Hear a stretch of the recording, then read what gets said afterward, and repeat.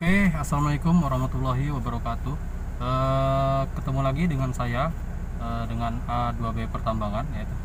Pada kesempatan kali ini saya akan membahas tentang komponen apa saja yang ada di doser D155AX, yaitu strip 6 ya kawan-kawan. Kita akan membahas apa saja komponen-komponen yang harus dicek sebelum mengoperasikan unit tersebut. Oke, mari kita simak videonya.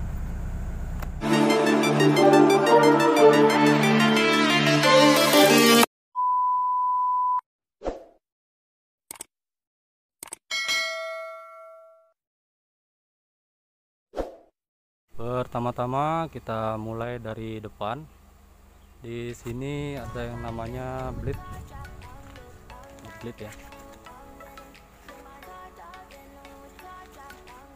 Di bawah ada yang namanya cutting. Satu, 2, 3, 4. Dan yang di samping ini adalah end bleed ya. Juga ada end bleednya samping.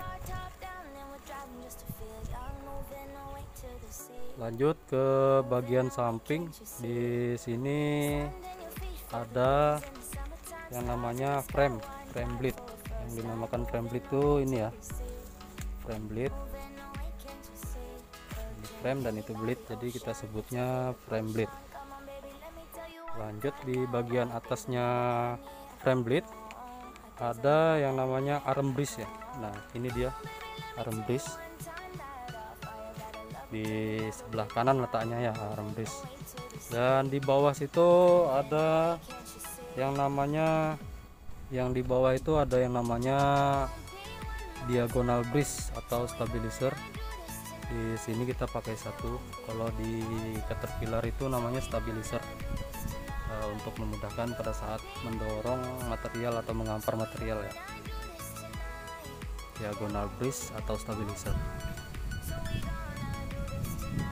Lanjut ke bagian track. Ya, ini browser, papan show, link track ya, dan ini adalah idler. Lanjut ke atas ada uploader 2 ya, uploader. Di bawah ada juga uploader carry bagian bawah 1, 2, 3, 4, 5, 6. Totalnya ada 7 ya semua ini uploader. Itu bagian-bagian yang harus dicek sebelum dioperasikan. Ke belakang di sini ada yang namanya final drive. Nah ini final drive. Di luar dari final drive, di atasnya maksudnya, yang seperti gear ini adalah segmen atau set rocket. Cuman sepertinya sudah aus.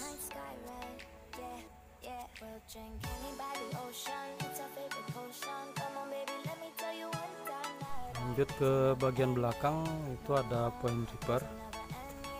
Nah, ini silinder penggeraknya, point ripper. Dan dinamakan point ripper tuh ini ya, ini point ripper. Dan ini seng pelindung untuk kukunya ini ya, point ripper. Kembali ke atas trek sebelah kanan, di sini ada tangki oli hidrolik. Ini tangki oli hidrolik di sini. Dan di belakangnya ini tangki fuel atau tangki solarnya di belakang. Itu tempat pengisiannya di atas. Di situ ada brother ya, buat pembuangan angin panasnya dari dalam tabung ini. Karena sistemnya hidrolik itu rotasi, masuk ke hidrolik, kembali lagi ke tabung, dan begitu seterusnya. Kita di atas ini terdapat 2 silinder, ada di sebelah kanan dan di sebelah kiri. Fungsinya untuk menaik turunkan bleed ini ya. Fungsinya untuk menaik turunkan bleed. Dan ini view silinder di sebelah kiri. Fungsinya juga untuk menaik turunkan bleed ya, bisa dinaik turunkan atau dimiringkan ke kiri, ke kanan. Tuh, fungsinya 2 silinder yang ada di depan ini. Dan di bagian sebelah kiri juga sama seperti di sebelah kanan, cuman bedanya di sini terdapat 1 silinder hidrolik ya. fungsinya untuk maju mundurkan blade tersebut. Nah, bisa dibelokkan ke kanan atau dibelokkan ke kiri ya, ini fungsinya. Dan di bawah terdapat frame, sama saja seperti yang sebelah. Untuk komponen track juga sama, ada cruiser, papan show, link, idler, roller dan roller carry, final drive, dan segmen atau shape rocket. Dan ini juga sama seperti sebelah ya, point rippernya, ada seng ripper, point ripper, dan silinder tilenya juga ada. Oke, kita lanjut ke bagian engine. Sekarang di bagian engine, nah, ini kelihatan dari atas dan di bawah ini adalah cover engine. Sebelum kita membuka cover engine, kita lihat di sini tempat ngecek kapasitas air radiatornya, kalau dia berkurang atau tidak. Cuman seperti ini sudah dirubah ya, tempat ngecek air radiatornya sudah dirubah. Jadi kita buka dari sini untuk mengecek air radiator. Oke, setelah kita buka covernya, kita lanjut ke bagian mesin. Apa saja komponennya yang harus kita cek sebelum mengoperasikannya? Pertama-tama kita cek oli engine-nya ya.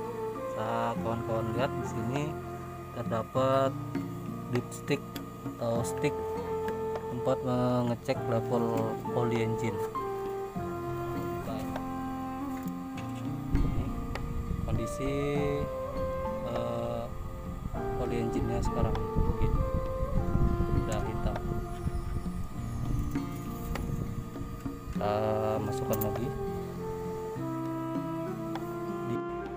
Dan di bagian belakang ini terdapat stick oli juga ya, yaitu stick oli damper ya, buat ngecek oli dampernya.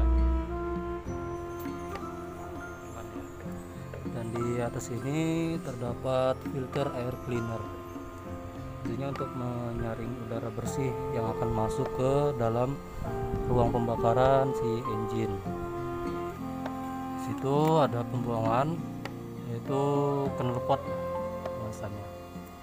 Sedangkan kisi-kisi yang di depan itu ada radiator, ada oli cooler, ada juga untuk AC ya. Jadi radiator tadi di sini ya, mengeceknya lewat itu tadi, lewat atas itu. Dan ini tempat kembalinya radiator.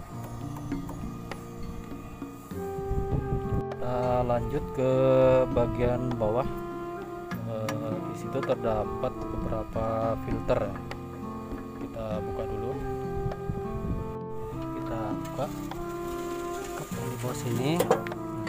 Sini terdapat 4 filter ya. Ini adalah filter oli. Ini juga filter oli. Ini water separator ya. Dan di sini ada mangkok transparan, itu fungsinya buat mengecek apakah minyaknya ini tercampur air atau tidak. Dan ini juga ya, ini buat fuel juga ya, filter oli, filter fuel maksudnya minyak, sama saja dengan ini. Dan di belakang sini terdapat tempat untuk mengisi oli engine-nya ya, untuk mengisi oli engine-nya. Nah, itu tempatnya. Dan di atas itu tempat oli damper tadi, dan yang ini adalah stick untuk mengecek oli engine-nya. Nah, di sini ada kompresor buat AC. Di sana ada turbocharge. Tuh.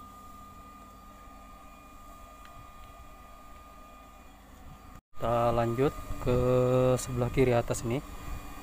Sini terdapat tombol atau buton, fungsinya untuk mematikan mesin secara emergency kalau terjadi troubleshooting kepada unit tersebut. Kita tinggal pencet saja ini, dan ini saklar on off nya. Fungsinya untuk memutuskan arus aki ya ini. Ini buat mematikan engine pada saat kita emergency. Kita lanjut ke dalam box tersebut terdapat dua aki ya, ada aki, ada box switch buat elektrikalnya, dan ini adalah air washer ya buat wiper di kabin. Tidak banyak, itu saja bagian box ini, yaitu isinya komponen electrical unit tersebut ya.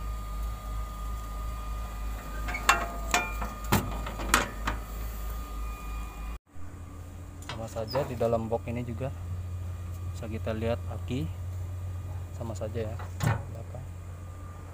Kita lanjut ke bagian engine di sebelah kiri, di sebelah kanan, sorry. Kita buka dulu covernya. Tidak banyak ya di sini.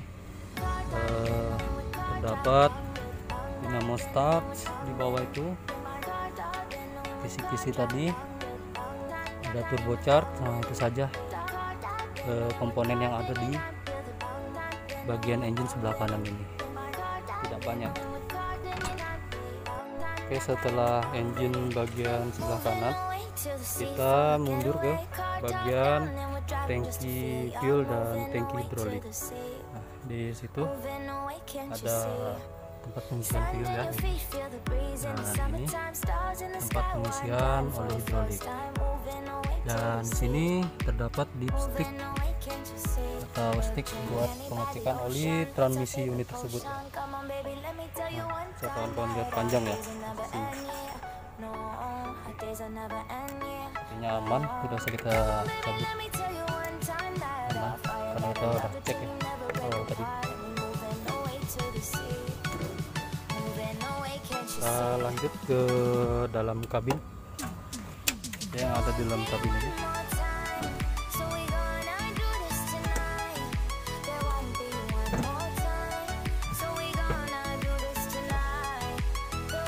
Oke, jadi seperti inilah di dalam kabinnya. Kita mulai dari sebelah kiri dulu. Di sini terdapat joystick ya, joystick. Fungsinya kalau kita dorong ke depan, maka unit ini akan bergerak maju, dan sebaliknya kita tarik ke belakang, maka unit ini akan bergerak mundur ya. Begitu juga ke kiri dan ke kanan. Kalau kita tarik ke kanan sambil maju, dia akan belok ke sebelah kiri, kanan, sorry. Dan kalau kita dorong ke sebelah kiri, maka dia akan belok ke sebelah kiri. Begitu juga sebaliknya, pada saat kita tarik ke belakang dia mundur. Kalau kita tarik ke sebelah kanan, maka dia akan mundur ke kanan. Kalau kita dorong ke kiri, dia akan mundur ke sebelah kiri. Itu saja. Dan di sini terdapat yaitu gas ya, otomatis gasnya. Pada saat kita mengoperasikan unit tersebut, kita taruh dia di max begini. Di bagian bawah ada locknya, saja posisi naik ke atas begini. Artinya si joystick ini berfungsi. Tapi kalau kita turun ke bawah seperti ini, maka stick tersebut tidak berfungsi.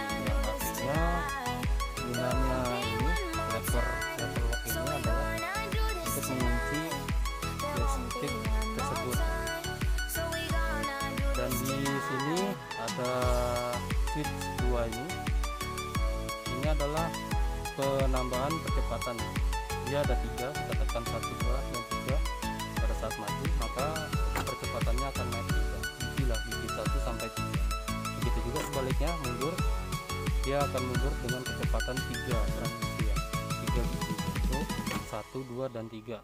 Maju apa mundur. Cara memasukkannya kita tekan ke atas, cara mengembalikannya kita tekan ke bawah. Jadi begitu kita tekan ke atas, 1, 2, 3 gitu. Jadi kembali lagi 3, 2, 1. Begitu ya cara kerjanya.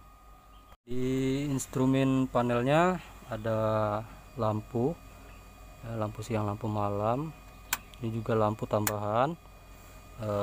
Di sini ada AC juga ya, AC auto off. Nah, ini temperatur, ini blowernya. Itu saja. Di sebelah ini ada master key nya, kuncinya. Nah, itu saja. Di bagian bawah terdapat dua pedal. Yang ini adalah shoot brake atau rem ya. Kita injak maka unit ini akan berhenti. Dan di sini adalah pedal gas, namun dia kebalikan daripada unit-unit yang lain seperti loader. Doser ini beda. Begitu kita injak maka gas dia akan turun. Begitu kita lepas maka gas dia akan naik ya. Dia kebalikannya dengan unit-unit yang lain seperti loader. Kalau loader begitu kita injak maka RPM nya akan naik. Kalau kita lepas RPM nya akan turun. Tapi dengan unit ini doser, begitu kita injak RPM nya akan turun, begitu lepas RPM nya akan naik semaksimal yang kita putar di sini. Nah, begitu ya cara kerjanya pedal doser. Dan juga ini bisa disebut dengan deselator ya kawan-kawan. Kita menyebutnya pedal gas dalam bahasa biasa, tapi namanya ini deselator ya. Nah, jadi ini shoot brake dan ini deselator. Oke, kita lanjut ke bagian joystick di sebelah kanan. Ini terdapat satu stick dengan 4 kombinasi sama ya, sama di sebelah. Fungsinya kalau kita tarik ke belakang maka bleed yang di depan itu akan naik. Sebaliknya jika kita dorong ke depan maka bleed yang di depan itu akan turun, akan memotong jalan atau material yang di depan ya. Nah, sedangkan kalau kita tarik ke kiri, bleed tersebut akan mereng ke kiri. Kalau kita dorong ke sebelah kanan, bleed tersebut akan mereng ke sebelah kanan. Nah, ini ada di doser 155 ya. Kalau D8 itu tidak ada mereng kiri dan mereng kanan. Dia hanya bisa naik dan turun, itu saja. Di belakang ada point ripper dan ini level locknya. Ya, ini. Sama ini juga ada level locknya. Pada saat kita mau mengoperasikan nanti, kita naikkan. Yang ini kita naikkan. Nah, barulah joystick kanan dan kiri ini berfungsi sebagaimana mestinya. Nah, pada saat kita selesai dalam pekerjaan kita, maka kita akan turunkan lagi. Kan tombol ini, tuas ini kita tarik, maka dia akan turun. Sama juga dengan ini, kita tarik, dia akan turun. Jadi fungsinya untuk mengunci semua stick-stick yang ini.